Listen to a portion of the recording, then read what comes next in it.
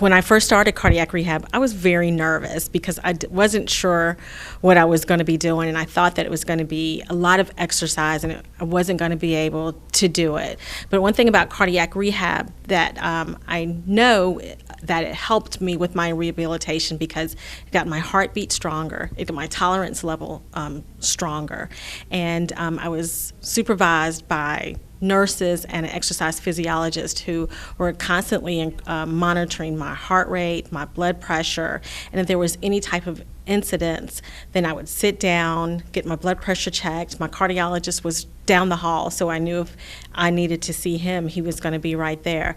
But as time went on, my tolerance level was increased, which meant my exercise was increased as well. So at the end of my 12 weeks, I was able to walk faster, I was able to breathe a little bit easier, and I was able to carry more than 5 pounds, which was my weight restriction when I left the hospital.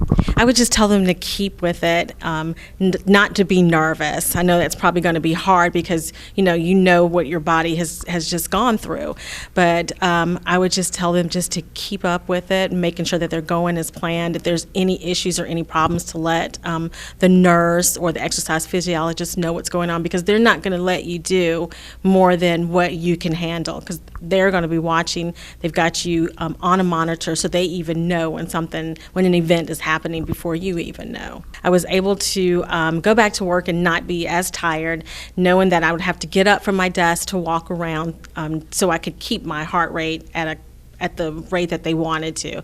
The second time I went to cardiac rehab was because I started having an irregular heart rate, and my doctor wanted to increase my medication or give me a defibrillator, but he said if we go back to cardiac rehab, maybe we can try to control your heart rhythm and monitor your ejection fractions. And so I went back to cardiac rehab, and because of that, I was able to have my medication increased and not get the defibrillator. It was the same exercise that I was on, but because I was at this point almost a year from my surgery, I was able to go in doing more